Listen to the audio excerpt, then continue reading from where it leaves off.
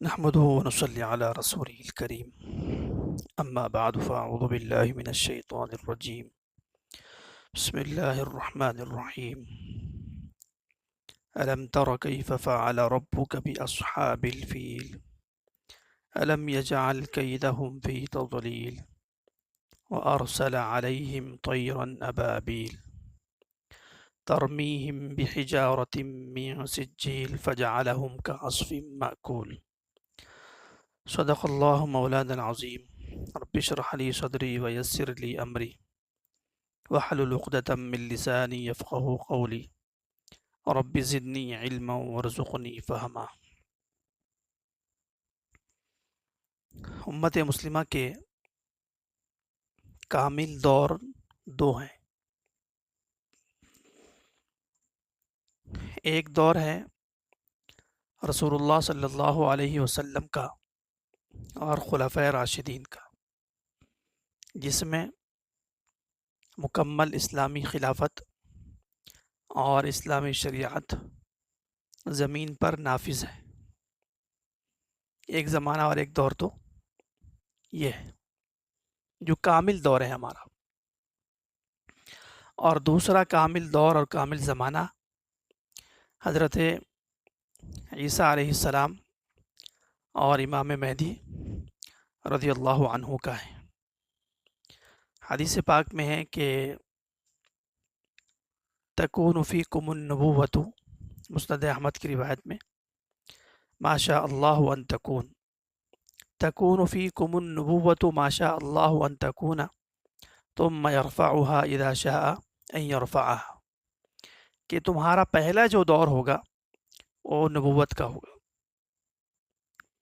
یہ دور کامل ہے کیونکہ حضرت اس میں موجود ہے، خاتم النبیین صلی اللہ علیہ وسلم۔ ثم تکون خلافتا علی منہاج النبوہ، پھر دوسرا زمانہ اور دوسرا دور خلافت علی منہاج النبوہ کا ہے۔ تو اللہ کے نبی علیہ الصلاۃ والسلام اور صحابہ، ان دونوں دور کو ہم ایک شمار کریں گے کامل ہونے کے اعتبار سے۔ اس کے بعد فرمایا دو دور درمیان میں ناقص آئیں گے، ثم تکون ملکا عاضا، پھر ایک زمانہ آئے گا بادشاہتوں کا، کاٹ کھانے والی بادشاہت اور حرص اور لالچ کی بادشاہت۔ یہ ناقص خلافت کا زمانہ ہے جو 1924 تک چلتا رہا، تقریباً 1250 سال تک۔ اس کے بعد فرمایا کہ ثم تکون ملکا جبریتا، یہ بہت زیادہ ناقص ہے، اس لیے کہ اس میں خلافت ساقط ہو جائے گی، خلافت اسلامیہ زمین سے ختم ہو جائے گی، اور مزید یہ کہ مسلمانوں کا چلنا پھرنا، اسلام کے نام پر دنیا میں جینا، یہ بھی مشکل ہو جائے گا، اتنا ظلم و ستم ہوگا۔ یہ ناقص دور جب ختم ہو گیا تو ایک احسن اور اچھا دور آئے گا، وہ ہے خلافت علی منہاج النبوہ کا۔ تو پہلا جو دور ہے وہ کامل ہے، اور آخری جو دور ہے وہ بھی کامل ہے۔ یہ دو زمانے ہیں ہمارے جو کامل ہیں۔ اور قرآن کریم ایسی عجیب کتاب ہے کہ قرآن کریم دونوں کامل زمانوں سے خطاب کرتا ہے۔ عجیب کتاب ہے۔ جنات نے جب قرآن کریم سنا تو انہوں نے یہی تعجب کا اظہار کرتے ہوئے کہا انا سمعنا قرآنا عجبا، کہ ہم نے عجیب و غریب قرآن دیکھا ہے، کتاب دیکھا۔ اور حدیث پاک میں آپ علیہ السلام نے فرمایا لا تنتہی عجائبہ، ترمذی کی روایت میں ہے کہ قرآن کریم کے عجائبات ختم نہیں ہونے والے ہیں، کبھی ختم نہیں ہوں گے۔ تو قرآن کریم ان دونوں زمانوں سے ہمارے خطاب کرتا ہے۔ قرآن کریم کی آیات کا تعلق پہلے زمانے سے بھی ہے جو کامل زمانہ تھا، اور جو آخری زمانہ ہوگا ہمارا جس میں خلافت علی منہاج النبوہ قائم ہوگی، اس سے بھی اسی درجے کا خطاب کرتا ہے۔ قرآن کریم میں اللہ تعالیٰ نے قرآن کی صفت میں فرمایا من لدن حکیم علیم، کہ قرآن اللہ کی طرف سے نازل شدہ ہے جو حکمتوں والا ہے، علم والا ہے۔ اور اللہ کو دونوں زمانوں کا علم ہے کہ مسلمانوں کے دو زمانے ہوں گے کامل اکمل۔ قرآن کریم جس زمانے میں نازل ہونا شروع ہوا وہ زمانہ رسول اللہ صلی اللہ علیہ وسلم کا ہے، تو اس زمانے سے تو قرآن براہ راست بحث کرتا ہے، اس زمانے کے واقعات بیان کرتا ہے، اس زمانے کی خبریں بیان کرتا ہے، اس زمانے کے لوگوں کے نام بھی قرآن کریم میں ذکر ہے، یہ تو براہ راست ذکر کرتا ہے۔ لیکن ہم آج کی مجلس میں یہ سمجھنا چاہتے ہیں سورۃ الفیل کی تناظر میں کہ قرآن کریم جتنا اس زمانے کے لیے ہے، پہلے کامل دور کے لیے، اتنا ہی ہمارے اس زمانے کے ان حالات سے بھی گفتگو کرتا ہے اور ان حالات کی طرف بھی رہنمائی کرتا ہے اور ان حالات کا بھی ذکر کرتا ہے، یعنی قرآن کریم کا تعلق ہر زمانے سے، یہ ہمیں سمجھنا ہے۔ آج کی گفتگو کا یہی عنوان ہے کہ اسلام کے دو کامل دور، ایک رسول اللہ کا اور خلفائے راشدین کا کامل خلافت کا زمانہ، اور ایک کامل خلافت کا زمانہ حضرت امام مہدی اور حضرت عیسیٰ کا آئے گا۔ دونوں زمانوں سے، دونوں ادوار سے قرآن کا تعلق گہرا ہے، مضبوط ہے۔ یہ نہیں کہ پہلے زمانے سے تو گہرا ہے، دوسرے سے نہیں ہے، نہیں، دونوں زمانوں سے تعلق گہرا ہے۔ اب سوال یہ ہے یہاں پر کہ قرآن کا تعلق آپ جو کہہ رہے ہیں، جو آپ دعویٰ کر رہے ہیں کہ دونوں زمانوں سے ہے، یا ہم یہ کہہ رہے ہیں کہ قرآن ہمارے ان حالات میں، اس وقت موجودہ جو حالات چل رہے ہیں، قرآن کریم اس سلسلے میں گفتگو کرتا ہے، اشارات دیتا ہے، بلکہ صراحتاً بھی کچھ چیزیں بیان کرتا ہے، تو یہ کس دلیل سے آپ کہتے ہیں؟ کیا دلیل ہے اس پر؟ اس لیے کہ پہلے زمانے سے قرآن کا تعلق ہے، یہ تو بالکل واضح ہے، اس لیے کہ سورہ انفال میں غزوہ بدر کا ذکر ہے، اللہ کے نبی کے دور کی بات ہے۔ سورہ آل عمران میں غزوہ احد کا ذکر ہے، قرآن اس سے گفتگو کر رہا ہے۔ سورۃ الاحزاب میں غزوہ خندق کا ذکر ہے، اس سے قرآن کریم گفتگو کر رہا ہے۔ اور بھی بہت ساری صورتیں سورۃ الحشر میں ہے، جو بنو قینقاع وغیرہ کا، یہودیوں کا ذکر ہے۔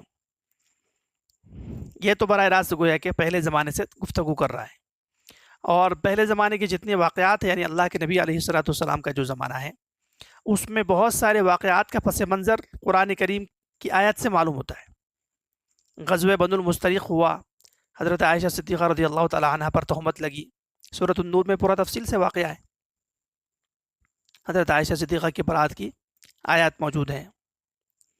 غزوہ تبوک ہوا، سورہ توبہ میں اس کا مستقل ذکر ہے۔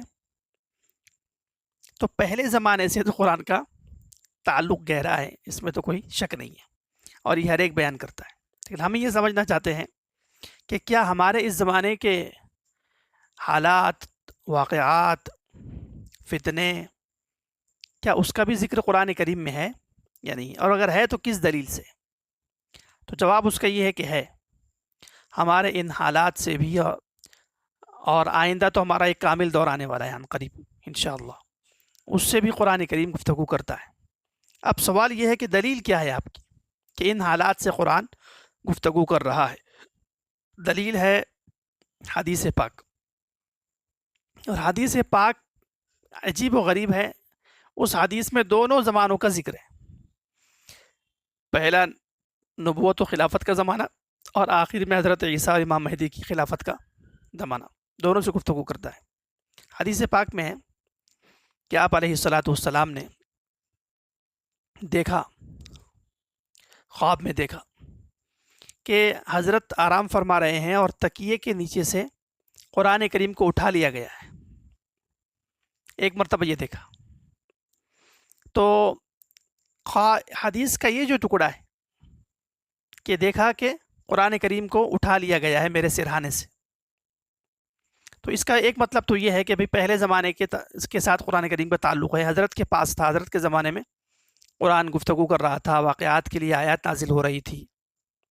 اس کے بعد پھر دیکھا آپ علیہ الصلاۃ والسلام نے کہ وہ قرآن آسمانوں کی طرف لے کر گئے فرشتے، اور اس کو ملک شام میں جا کر اتار دیا،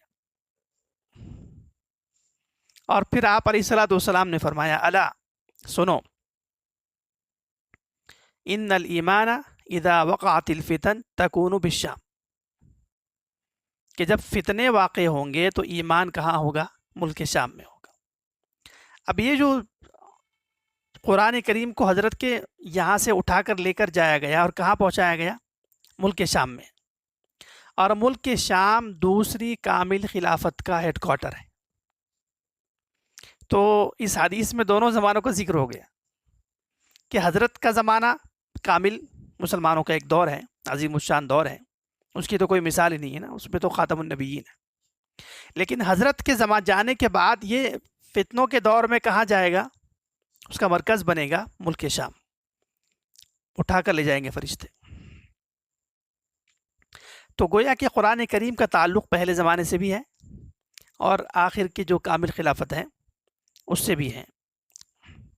اب ہم اس کو اور تفصیل سے سمجھنا چاہتے ہیں کہ قرآن کریم ہمارے اس زمانے سے کس طرح اس زمانے کے حالات اور واقعات میں رہبری کرتا ہے۔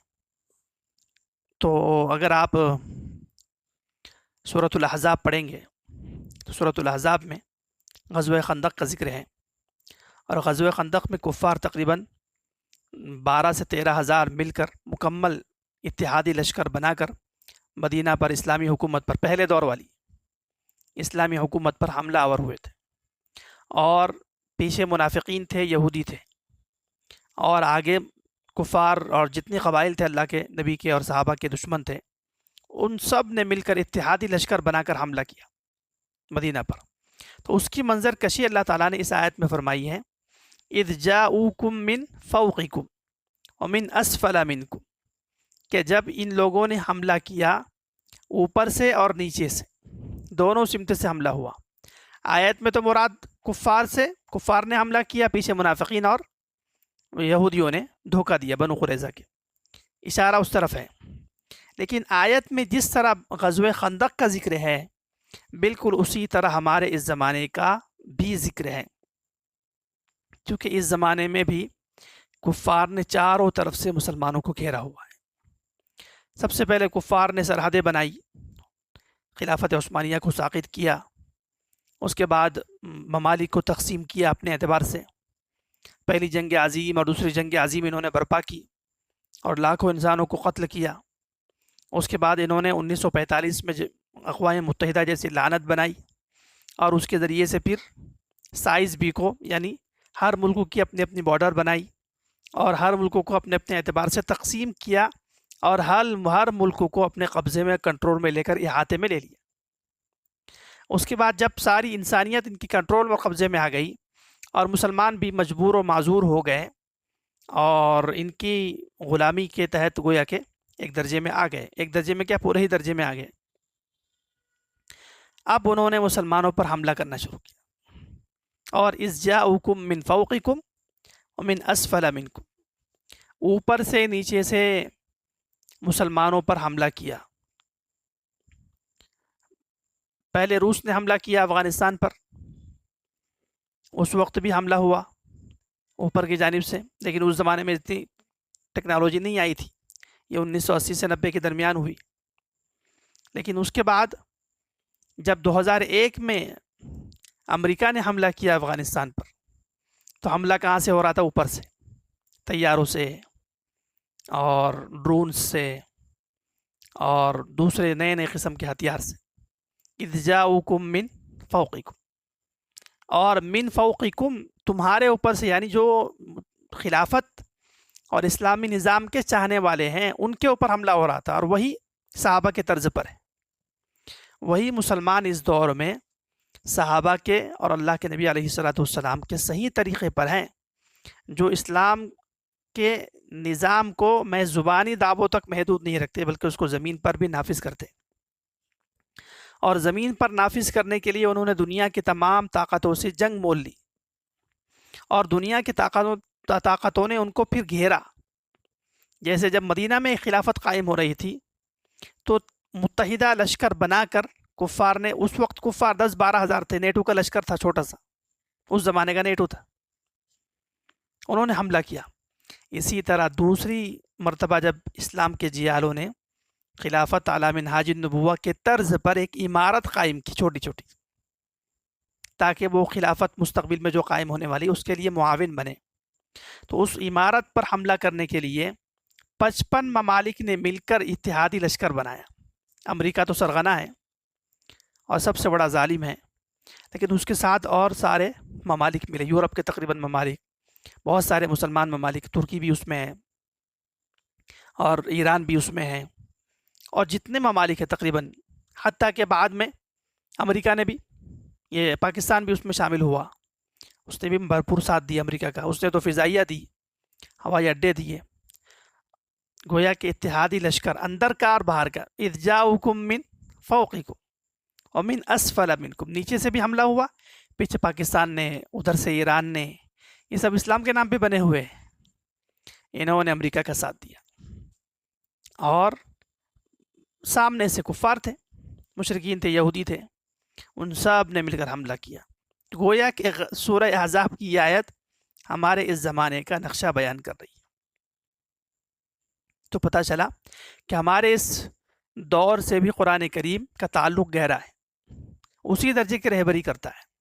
اور اگر اور تفصیل اگر ہم کریں گے تو آج ہمارے جو غزہ کے مسلمان ہیں ان پر جو حملے ہو رہے، اذ جاؤکم من فوقکم، اوپر کی جانب سے سارے حملے، تمام حملوں کا تعلق اوپر سے ہے، اوپر سے بمباری ہوتی ہے، اوپر سے ان پر نئے نئے قسم کے ہتھیار، امریکن ہتھیار اسرائیل استعمال کرتا ہے، اور ان میں سے اکثروں کو شہادت کے عظیم اعزاز سے اللہ تعالیٰ نے نواز دیا ہے۔ ان پر بھی حملہ ہو رہا ہے اوپر سے، اور اس کا ذکر کہاں ہے بتائیے؟ سورۃ الاحزاب میں، قرآن میں، اذ جاؤکم من فوقکم۔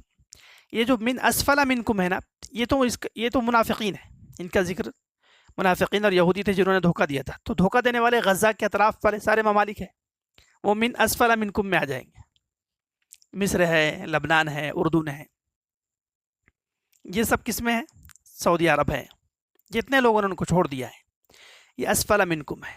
اور جو دشمن ہے وہ امریکہ ہے، اسرائیل ہے، وہ من اذ جاؤکم من فوقکم، اوپر سے تم پر حملہ آور ہوئے۔ اب اگر اس کو ہم ملک شام میں، ملک یمن میں اور دوسرے ممالک میں جہاں پر اسلام اور مسلمانوں پر اس طرح انہوں نے گھیر کر حملہ کیا اور اوپر سے بمباریاں کی، مسلمانوں پر ظلم کیا، تو ہر جگہ یہ آیت منطبق ہو جائے گی، فٹ ہو جائے گی۔ گویا کہ قرآن اس زمانے کی بھی منظر کشی کر رہا ہے، اس زمانے کے جو حضرت عیسیٰ اور امام مہدی کے دور سے پہلے کا دور چل رہا ہے اس کی بھی مکمل منظر کشی کر رہا ہے۔ گویا کہ قرآن کا تعلق پہلے دور سے بھی ہے اور دوسرے اور آخری دور سے بھی ہے۔ اسی طرح صورت آل عمران میں اللہ تعالیٰ نے فرشتوں کا ذکر کیا کہ 1000 فرشتے نازل کریں گے غزوہ احد میں، 3000 اور 5000 کا بھی ذکر ہے، 5000 من الملائکۃ مسومین۔ تو بعض مفسرین کہتے ہیں کہ یہ جو فرشتوں کا نزول ہے یہ ہر زمانے کے لیے، یہ صرف غزوہ بدر کے لیے نہیں ہے، جب جب بھی عالمی طاقتیں اسلام اور مسلمانوں کو ختم کرنے کے در پہ ہوگی تب تب فرشتوں کے لشکر ان کی امداد کے لیے آئیں گے۔ تو گویا کہ اس سورہ آل عمران کی آیت میں اللہ تعالیٰ نے فرمایا کہ ہم اس وقت تب تمہاری اے مسلمانوں امداد کریں گے جب تم میدان میں ان کا مقابلہ کرو، اور اصل مقابلہ ہونے والا ہے آخری دور میں، تو حضرت عیسیٰ کا دور ہے، امام مہدی کا دور ہے، یورپی طاقتیں اتحادی لشکر لے کر 80 جھنڈوں والا لشکر لے کر 9,60,000 کی شکل میں آئیں گے، اور دوسرے ملاحم تقریباً 7-8 ہونے والے ہیں، ملاحم پر گفتگو پہلے ہو چکی ہے۔ ہر ملحمہ یعنی وہ جنگ جس کا تعلق کفار سے ہو، اور وہ اس شدت کے ساتھ ہو کہ اس میں انسان کے جسم کے اعضاء بالکل گوشت اور اعضاء اڑ جائے، اس کو ملحمہ اور ملاحم کہتے ہیں۔ اور یہ دور وہی ہے۔ آپ غزہ کا ایک حملہ اٹھا کر دیکھیں گے تو سینکڑوں لوگ، معصوم بچے، عورتیں، ان کے جسم کے پرخچے اڑ جاتے ہیں اور جسم بالکل منتشر ہو جاتا ہے اور اعضاء اس طرح گرے ہوئے ہوتے ہیں۔ ایسی جنگوں میں کون نازل ہوں گے؟ فرشتے نازل ہوں گے ہر دور میں۔ تو اگر ہم سورہ آل عمران میں غزوہ احد میں غور کرتے ہیں تو غزوہ احد گویا کہ اس زمانے میں ہو رہی ہے۔ غزوہ احد میں کیا تھا؟ 300 منافقین 1000 کی تعداد میں پہلے مسلمان نکلے مدینہ سے، اور 300 منافقین ایک وعدے بھی طے نہیں کیے اور نکل گئے کہ بھائی تم نے ہماری رائے پر عمل نہیں کیا، آپ نے ہماری رائے نہیں مانی، اس لیے ہم تمہارے ساتھ نہیں نکلیں گے، پیچھے ہٹ گئے۔ اور یہی حال اہل غزہ کے ساتھ ہوا۔ اہل غزہ کو سعودیہ کے اور دوسرے کم بخت مولوی کہتے ہیں کہ انہوں نے ہماری بات نہیں مانی، یہ تو وطن کی جنگ لڑتے ہیں، یہ تو کوئی جہاد نہیں ہے، یہ تو اپنے آپ کو ہلاکت میں ڈالنا ہے، اس لیے ہم آپ کا ساتھ نہیں دیتے۔ تو وہاں 300 تھے، یہاں 3 لاکھ ہیں، جنہوں نے ساتھ چھوڑ دیا 3 کروڑ ہے، جنہوں نے اہل حق کا اور اسلام پسندوں کا اور بیت المقدس کے محافظین کا ساتھ چھوڑ دیا۔ مکمل غزوہ احد ہے۔ اسی طرح اگر سورۃ البروج میں ہم غور کریں گے تو سورۃ البروج میں اصحاب الاخدود یعنی خندقوں والے، انہوں نے اہل ایمان کو، اہل حق کو خندقیں کھود کر آگ میں جلایا اور ان کو حق سے دور کرنے کی کوشش کی، لیکن وہ آگ میں تو جل گئے لیکن حق کو نہیں چھوڑا۔ اور اہل غزہ پر بھی آسمان سے کیا نازل ہو رہی ہے؟ آگ نازل ہو رہی ہے، آگ برسائی جا رہی ہے، اور ان سے بھی کہا جا رہا ہے کہ بیت المقدس کی حفاظت کا یہ کام چھوڑ دو اور راستے سے ہٹ جاؤ اور ہمیں اپنے مذموم اور برے ارادوں میں کامیاب ہونے دو۔ لیکن وہ آگ میں تو جل گئے، بہت سارے صحافی آگ میں جل گئے، جب حملہ ہوا تو آگ لگ جاتی ہے، ایسے کیمیکل استعمال کرتا ہے اسرائیل۔ تو اصحاب الاخدود کا ذکر سورۃ البروج میں ہے، اور وہی منظر کہاں ہے؟ آج کے حالات میں اہل غزہ کے ہم نے دیکھا۔ اسی طرح شام میں جب حملے ہوئے روس کی طرف سے اور ایران کے بدبختوں کی طرف سے، تو شام میں بھی اسی طرح کیمیکل وار ہوئی اور آگ برسائی گئی، مکمل منظر ہے۔ خلاصہ کلام یہ ہوا کہ قرآن کریم کا تعلق دونوں زمانوں سے ہے، دونوں کامل دور ہمارے ہوں گے خلافت عالم ناج نبوہ والے، ایک رسول اللہ صلی اللہ علیہ وسلم کا اور خلفۂ راشدین کا دور وہ کامل ہے، اور دوسرا امام مہدی اور حضرت عیسیٰ علیہ السلام کا دور ہے۔ اب یہ تو ہو گئی تمہید کہ قرآن ہمارے ان حالات سے گفتگو کر رہا ہے۔ اب ہم سورۃ الفیل میں غور کریں گے کہ سورۃ الفیل میں کیا اس زمانے کے متعلق کچھ پیغام ہے یا نہیں۔ تو ہم یہ عرض کریں گے کہ سورۃ الفیل میں اس زمانے اور آئندہ جو خلافت قائم ہونے والی ہے اس زمانے سے بھی گہرا تعلق ہے۔ وہ کس طرح؟ پہلے یہ سمجھ لیجئے کہ سورۃ الفیل میں جس واقعے کا ذکر ہے وہ ہاتھی والے ابرہہ کا واقعہ ہے، اور یہ واقعہ جس دور میں ہو رہا ہے اس دور میں کوئی نبی نہیں ہے، کوئی رسول نہیں ہے، قرآن نہیں ہے، مسلمان نہیں ہے، علاقے والے بت پرست ہیں۔ ایسے دور میں ایک عجیب خرق عادت، خلاف عادت واقعہ ہوا۔ خلاف عادت واقعہ اگر نبی کے ہاتھ پر ظاہر ہو تو اسے تو معجزہ کہتے ہیں۔ حضرت موسیٰ کے معجزات ہیں، رسول اللہ صلی اللہ علیہ وسلم کے معجزات ہیں، قرآن خود ایک معجزہ ہوا۔ لیکن یہ جس دور میں خلاف عادت واقعہ ہوا، ابھی آپ علیہ الصلوۃ والسلام کی پیدائش نہیں ہوئی، پیدائش سے 50 دن پہلے کی بات ہے، اور کوئی رسول نہیں ہے، کوئی امت مسلمہ نہیں ہے، اور جس علاقے میں یہ واقعہ رونما ہو رہا ہے وہاں پر سب کے سب بت پرست ہیں۔ اور اللہ تعالیٰ نے کیا کیا؟ بیت اللہ کی حفاظت کے لیے عجیب و غریب انداز سے اپنے امر کن سے ایک پرندوں کا غول بھیجا اور اس سے اس لشکر کو تہس نہس کر دیا۔ اور یہ جو بیت اللہ ہے، اس بیت اللہ میں عن قریب 40 سال کے بعد، کیونکہ حضرت کی پیدائش ابھی ہونے والی ہے، ایک عظیم خلافت کا بانی پیدا ہونے والا ہے، اور وہ 50 سال کے بعد خلافت قائم کرنے والا ہے، کیونکہ حضرت ابھی پیدا ہوں گے 2 مہینہ بعد، 50 دن بعد، اس کے بعد 40 سال تو مکہ میں رہیں گے، نبوت کا دعویٰ 40 سال کے بعد ہوگا، اس کے بعد 13 سال کے بعد ہجرت ہوگی، پھر کامل خلافت قائم ہونے والی ہے۔ تو پہلی خلافت یعنی پہلا جو کامل دور ہے ہمارا، وہ جب قائم ہونے والا تھا اس سے پہلے بھی ہمارے پہلے کعبے پر حملہ ہوا، اس کامل خلافت سے پہلے بھی کعبۃ اللہ پر حملہ ہوا، لیکن چونکہ اس وقت مسلمان نہیں تھے، نبی نہیں تھے، وہاں کے لوگ مسلمان نہیں تھے، تو حفاظت کس نے کی؟ عالم امر سے حفاظت ہوئی، اللہ نے براہ راست حفاظت کی اپنے امر سے، اس لیے کہ زمین پر مسلمان، نبی، امت مسلمہ نہیں تھے، تو اللہ کو براہ راست امر کن سے اس کعبے کی حفاظت کرنی پڑی، اور اللہ نے کی۔ اسی طرح ابرہہ جس نے حملہ کیا، اس کے حملے کا مقصد کیا تھا یہ سمجھتے ہیں انشاءاللہ۔ پھر ہم کیا کریں گے، تھوڑا واقعہ فیل کو سمجھ کے پھر ہم اس زمانے پر اس کو منطبق کریں گے۔ تو پہلے واقعہ فیل کو اچھی طرح سمجھیں گے تو منطبق کرنا اور فٹ کرنا آسان ہوگا۔ ابرہہ جو حملہ کرنے والا ہے اس کا مسلک اور مذہب عیسائیت ہے، نصرانی آدمی تھا، اور اس نے سن رکھا تھا کہ لوگ کعبے کا حج کرتے ہیں، کعبے کا طواف کرتے ہیں، دور دراز سے انسانیت وہاں جاتی ہے، تو اس نے سوچا کہ میں اپنا کعبہ بناؤں گا۔ تو اس نے عیسائیوں والا ایک کنیسہ بنایا، گرجا گھر بنایا کعبے کی شکل میں بالکل، اور کعبہ پر حملہ آور ہوا تاکہ اس کو ختم کر لیں۔ مقصد تھا کعبے کو گرانا، اور دوسرا مقصد تھا وہ جو جتنے وہاں آنے والے ان کو پھیر کر کہاں لانا، اپنے کنیسہ کی طرف لانا، یہ اس کا مقصد تھا۔ اب جب وہ چلا ہے حملہ کرنے کے لیے تو علاقے کے علاقے فتح کرتا ہوا آ رہا تھا، ہاتھیوں کا لشکر تھا اس کے ساتھ، بڑا لشکر تھا ہاتھیوں کا۔ اہل عرب کے کچھ قبائل نے تو جنگ کی اور وہ ہار گئے، وہ آگے فتح کرتا ہوا آیا، لیکن جب وہ بنو ثقیف کے پاس پہنچا تو بنو ثقیف نے کہا کہ کیا ارادہ ہے؟ تو اس نے کہا، حالانکہ یہ بنو ثقیف اہل عرب میں سے ہیں، کعبۃ اللہ کو ماننے والے، انہوں نے کہا کہ کیا ارادہ ہے؟ اس نے کہا کہ میں بیت اللہ گرانے جا رہا ہوں۔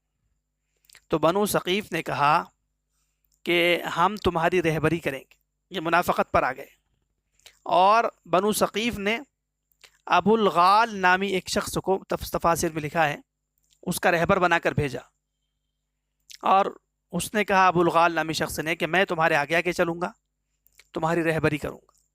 تو جب پہلی خلافت ہماری قائم ہو رہی تھی اور اس وقت ہمارے کعبے پر حملہ آور تھے عیسائی، اس وقت بھی اہل عرب نے کیا کی تھی؟ منافقت کی تھی۔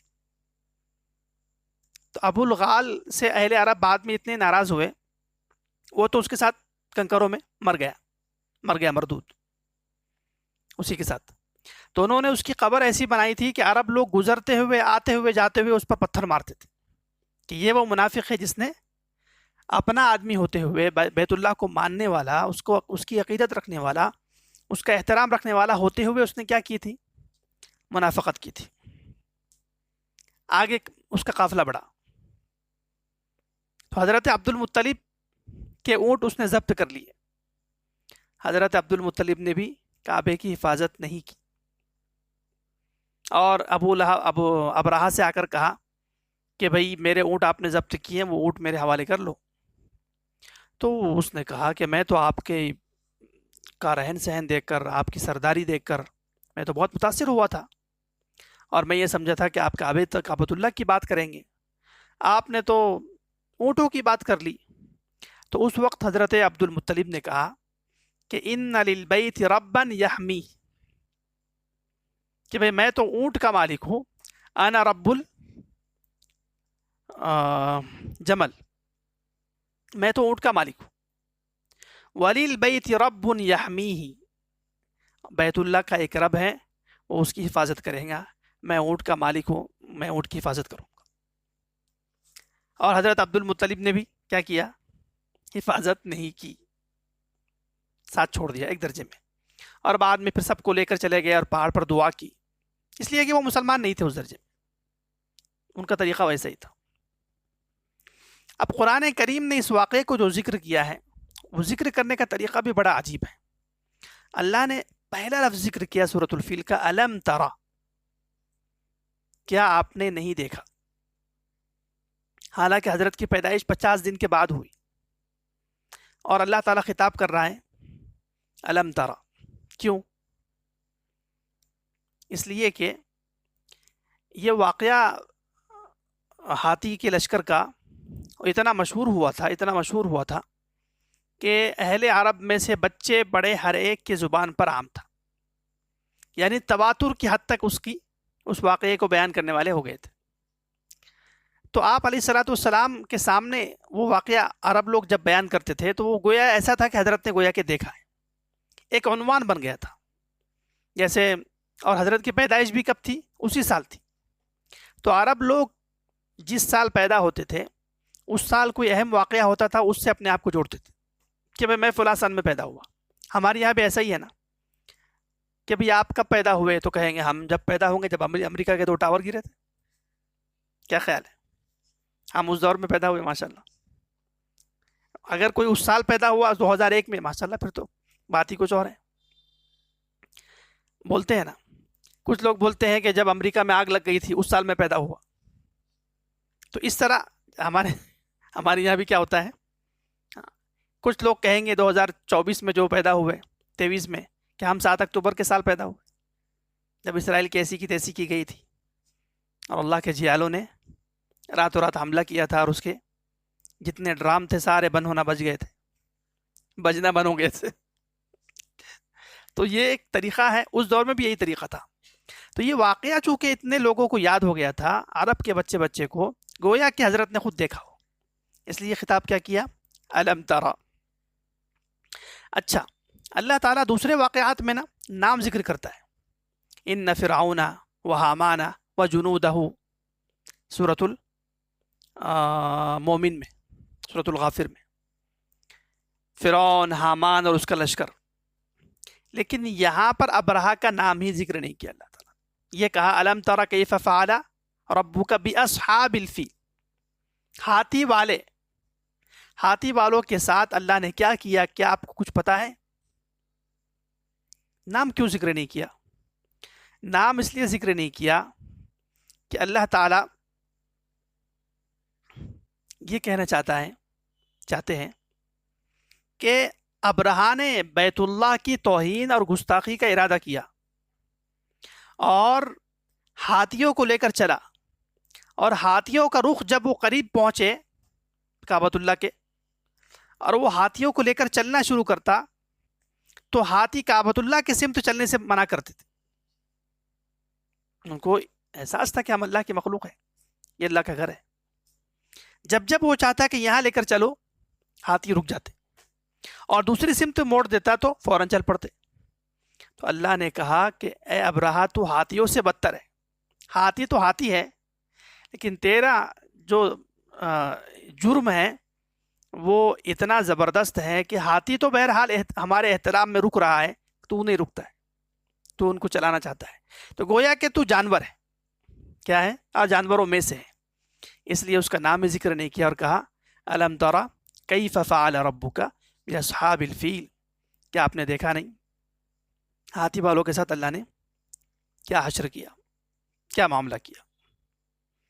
اسی طرح وہاں پر الم تری کے بعد کیفا کا لفظ ہے، ماں کا لفظ نہیں ہے، ماں بھی آ سکتا تھا، اس لیے کہ اللہ تعالیٰ بتانا چاہتا ہے کہ جو ہمارے گھر کو گرانا چاہتے ہیں ان کو تو ہم مارنا ہے، ان کو تو ختم کرنا ہی ہے ہمارا دستور، لیکن جس کیفیت سے ہم ختم کرتے ہیں نا وہ کیفیت بڑی خطرناک ہوتی۔ جو بیت اللہ کی توہین کرتے ہیں تو اس کے گستاخ، بیت اللہ کے گستاخوں کا جو ہلاکت کا انداز ہے اللہ کی طرف سے وہ بڑا عجیب ہوتا ہے، اس لیے کہا کہ اس کی ہلاکت میں غور کرو اور عبرت حاصل کرو۔ خلاصہ کلام یہ ہوا کہ اللہ تعالیٰ نے ان پر پرندے بھیجے، پرندے بھی بڑے عجیب۔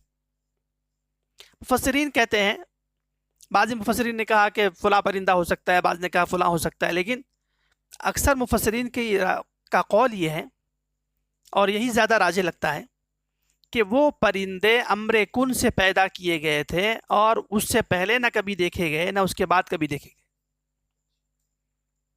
امر کن سے خاص اس فوج کو ہلاک کرنے کے لیے اللہ نے بھیجے تھے، اور ان کی ایک چونچ میں اور 2 پیروں میں 3 پتھر تھے، اور پتھر بھی ایسے تھے جو مسومتاً نشان زد تھے۔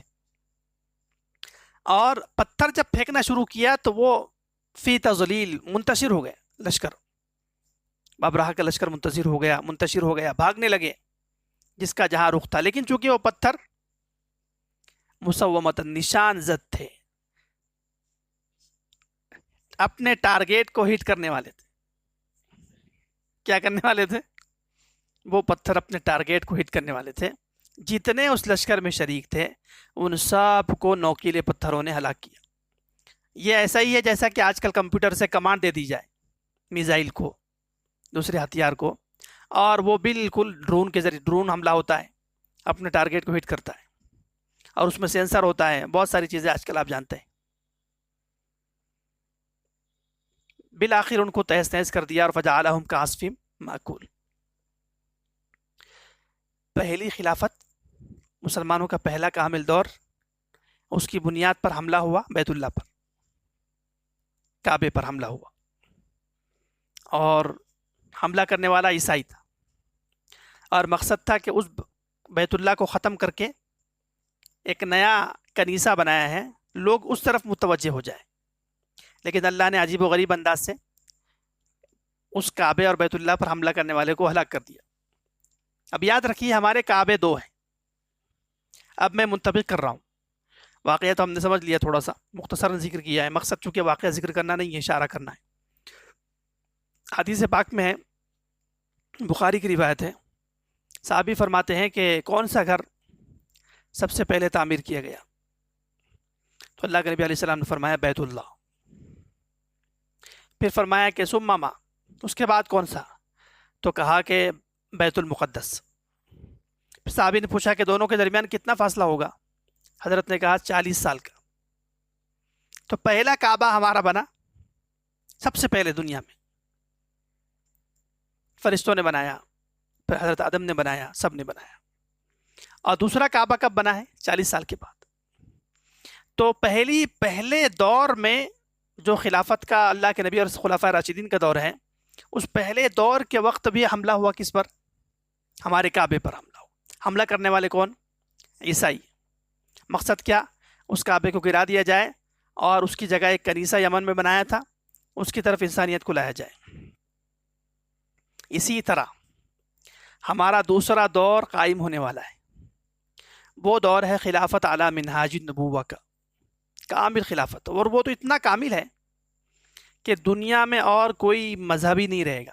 حضرت عیسیٰ کے دور میں تو اتنا کامل ہو جائے گا یہ دور، یہ خلافت کا زمانہ، اسلامی نظام کا، اسلامی حکومت کا، کہ اس دور میں تو کفر و علامات کفر کچھ بچے گا نہیں. لیکن اس سے پہلے جو امام مہدی کا دور ہے وہ بھی اتنا کامل ہے کہ پوری دنیا کو اللہ تعالیٰ، پوری دنیا میں کلی اسلام کا غلبہ فرمائیں گے، اور جتنے کفار ہوں گے وہ ہمارے ماتحت ہو جائیں گے.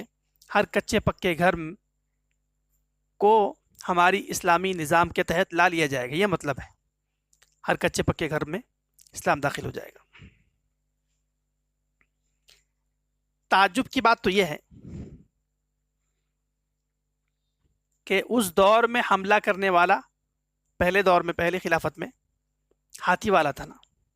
آج کی ہماری جو خلافت قائم ہونے والی ہے اس کا ہیڈ کوارٹر کہاں ہے؟ شروع میں ذکر ہوا ملک شام ہے، وہاں وہ ہماری خلافت قائم ہونے والی ہے. اور ملک شام میں بیت المقدس ہے، ہمارا کعبہ اور قبلہ ہے.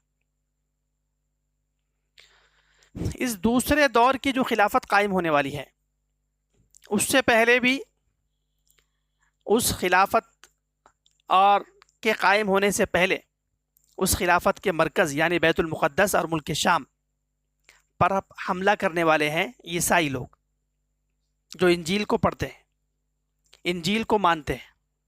اور ان کے دو قسم کے گروہ ہیں. ایک گروہ کا نشان ہے گدھا، آپ دیکھیں گے تو معلومات ہو جائے گی آپ کو. ایک گروہ ان کا ایسا ہے جو گدھے کا نشان لگاتا ہے، اور ایک گروہ کا نشان ہاتھی ہے آج بھی. اور یہ اصل انجیل کے ماننے والے ہیں اور یہی بیت المقدس کو گرانا چاہتے ہیں. ان کا نشان کیا ہے؟ ہاتھی ہے.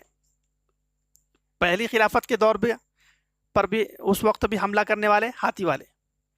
اس وقت جو بیت المقدس کو گرانے کے لیے یہودی اور عیسائی مل کر جو تماشا کر رہے ہیں، جو ظلم و ستم برپا کیا ہوا ہے، ان میں انجیل کے ماننے والوں کا نشان کیا ہے؟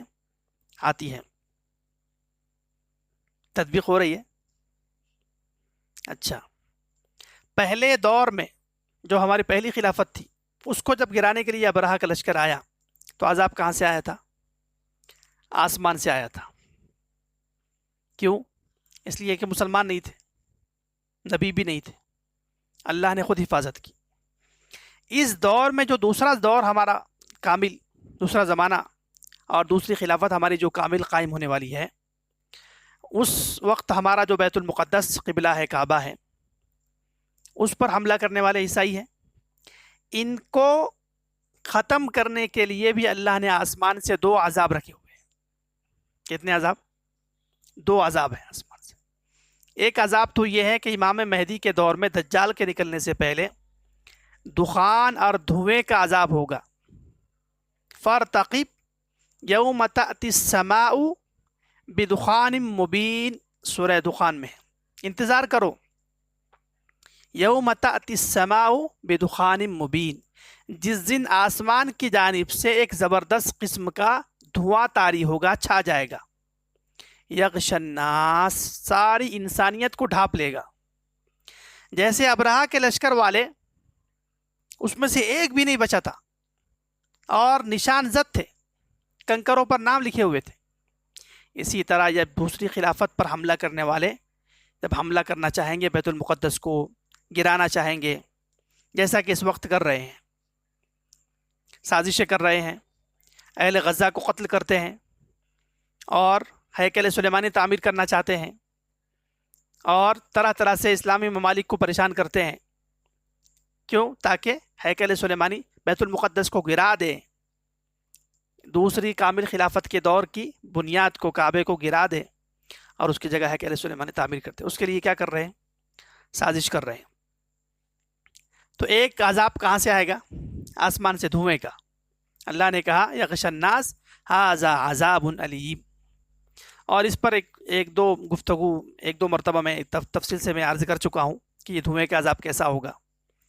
التحریز پر شاید اس کی کچھ ویڈیوز بھی موجود ہوگی کہ وہ اللہ کی طرف سے ایک ستارہ گرے گا آسمان سے. دھوئیں کا عذاب تو ہے، لیکن اس کی ابتدا کس انداز سے ہوگی؟ نجمن، ایک ستارہ گرے گا، ذو ذنبی، 2 دم والا یا دم والا ہوگا، دمدار ستارہ جسے کہتے ہیں، وہ آسمان سے گرایا جائے گا. اور اس کے گرنے کی وجہ سے نتیجے میں سسٹم دنیا کا ختم ہوگا اور دھواں طاری ہوگا. ایک عذاب تو یہ ہے. اچھا، قرآن کریم عجیب ان حالات سے گفتگو کرتا ہے. اب یہ جو عذاب آنے والا ہے آسمان سے، کس پر؟ ان عیسائیوں اور یہودیوں پر جو بیت المقدس کو گرانا چاہتے ہیں. بیت المقدس کون سا؟ جو ہماری ایک دوسری کامل خلافت کا سیرہ ہے، اس کا مرکز ہے. سورہ طارق میں اس کا ذکر ہے، آسمان سے گرائے جانے والے ستارے کا. والسماء والطارق وما ادراک ما الطارق النجم الثاقب،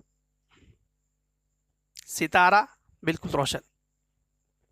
پھر آگے اللہ نے کہا انہم یکیدون کیدا، یہ چال چل رہے ہیں بیت المقدس کو گرانے کی، سازشیں کر رہے ہیں، اہل غزہ کو قتل کر رہے ہیں تاکہ موقع ملے ہیکل سلیمان تعمیر کرنے کا. لال گائے کا ایک فنڈا انہوں نے ڈال لیا، وہ لال گائے دنیا بھر سے جمع کر رہے ہیں، یا 1-2 ملین کو، اس کو پال رہے ہیں، وہاں جا کے ذبح کرنا چاہتے ہیں، وہاں پر اپنے آپ کو عیسائی ثابت کرنا ہے، اس کے رنگ میں رنگنا ہے. یہ کیا ہے؟ انہم یکیدون کیدا. آگے کیا ہے؟ وَأَكِيدُ كَيْدًا، اور میں اپنی طرف سے ان تمام چالوں کو توڑنے والا ہوں. یہاں ذکر ہے. اب سورۃ الفیل میں دیکھتے ہیں. أَلَمْ يَجْعَلْ كَيْدَهُمْ فِي تَضْلِيلٍ، کیا اللہ نے ابرہہ کی چال کو توڑ مروڑ کے نہیں رکھ دیا؟ اور دوسرے جو خلافت قائم ہونے والی ہیں اس میں بھی اللہ نے کہا وَأَكِيدُ كَيْدًا، میں ان کی چال کو توڑ کر مروڑ کر رکھ دوں گا. تو پتہ چلا کہ دونوں زمانے میں، دونوں زمانوں کی بنیاد میں، بلکہ دور نبوت اور دور خلفاء راشدین جو کامل خلافت قائم ہوئی تھی، اس سے پہلے بیت اللہ پر حملہ ہوا. اور دوسرا جو دور ہے امام مہدی حضرت عیسیٰ علیہ السلام کا، اس دور میں سے پہلے بھی، اس کی بنیاد میں بھی بیت المقدس پر جو ہمارا کعبہ ہے حملہ ہو رہا ہے. اور وہاں حضرت عبد المطلب نے کیا کہا تھا، ان للبیت ربا یحمیہ، کہ بیت اللہ کی حفاظت تو کون کرے گا؟ اللہ کرے گا. اس کعبے سے پہلے بھی ہم کہیں گے ان للبیت ربا یحمیہ، بیت المقدس کا ایک رب ہے جس نے اس کی حفاظت کے لیے 3 عذاب طے کیے. 2 عذاب آسمانی ہیں، میں نے ایک عذاب کا ذکر کر دیا کہ آسمان سے ستارہ گرے گا اور دنیا کو دھواں سے بھر دے گا، اور ان کی جو تمام سازشیں ہوگی وہ ختم ہو جائے گی. دوسرا، حضرت عیسیٰ علیہ السلام کہاں سے آئیں گے؟ لا الہ الا اللہ. حضرت عیسیٰ علیہ السلام کو آسمان میں اسی لیے رکھا ہے کہ بیت المقدس جو ہماری خلافت کا سیرا ہے، اس پر جب حملہ کرنے والے طاقتور ہو جائیں گے، اسباب ان کے پاس ہوں گے، تو آسمان سے حضرت عیسیٰ کو ان پر مسلط کیا جائے گا، اور ان کے سرغنہ کو ختم کرنے کے لیے اللہ تعالیٰ حضرت عیسیٰ علیہ السلام کو نازل فرمائیں گے. اور تیسرا عذاب ہے جہاد. حضرت عیسیٰ علیہ السلام آ کر کیا کریں گے؟ جہاد فرمائیں گے اور دجال کو قتل کریں گے اور بیت المقدس کو اسلام کا مرکز بنا دیں گے. اور یہی جہاد پہلے بھی ہوا، پہلی خلافت میں بھی. اللہ کے نبی کی پیدائش سے پہلے تو بیت اللہ کی حفاظت ہو گئی، لیکن اس کے بعد مسلمانوں نے تقریباً مدینہ کی زندگی میں 13 سال تک میدان میں مقابلہ کیا. تمام کفار، مشرکین، یہودی، نصرانی، تمام قبائل سے جنگ کر کے بیت المقدس کو 8 ہجری میں فتح کیا. بیت اللہ کو، اپنے کعبہ کو آزاد کیا. کس کی برکت سے؟ تو عملاً جو آزادی ملی بیت اللہ کو، وہ کس کی برکت سے؟ جہاد کی برکت سے. اور حفاظت اللہ نے کی، اس لیے کہ اس وقت مسلمان نہیں تھے. اسی طرح بیت المقدس بھی عملاً جو آزاد ہوگا وہ مجاہدین سے، جو غزہ کے ہو، شام کے ہو، یا جس کو اللہ توفیق دے گا خراسان کے ہو، ان سب کا اس میں حصہ ہوگا، اور وہ عملاً ان بدبختوں کو فتوحات کی شکل میں وہاں سے نکالیں گے اور ان کے گھروں میں گھسیں گے، ان کو وہاں سے تہس نہس کریں گے. تو خلاصہ کلام یہ ہوا کہ ہمارے 2 زمانے ہیں کامل، اور ان دونوں زمانوں میں ہمارے کعبے پر حملہ ہوگا. پہلے زمانے میں ہوا، اللہ نے ختم کیا. اس زمانے میں بھی ہوگا تو اللہ ختم کرے گا، یعنی آسمان سے ستارہ بھیجے گا، حضرت عیسیٰ کو نازل کرے گا. یہ تو اللہ کا کام ہے. پھر حضرت عیسیٰ زمین پر آ کر صحابہ کی طرح میدان میں اتریں گے، مقابلہ کریں گے، اور پوری انسانیت کو اس یہودیت اور نصرانیت کے دام تزویر سے پاک کریں گے اور اسلام کا کلی غلبہ فرمائیں گے.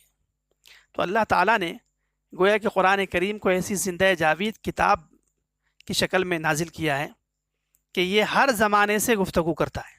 اس کی وجہ ایک یہ بھی ہے کہ قرآن کریم اللہ کی صفت ہے، اور اللہ تعالیٰ کے لیے ماضی، حال، مستقبل کوئی زمانہ نہیں. اللہ زمانے سے پاک ہے، تو اس سے نکلی ہوئی جو صفت ہے قرآن، اس کے لیے بھی کوئی زمانہ نہیں، ہر زمانے سے گفتگو کرے گا.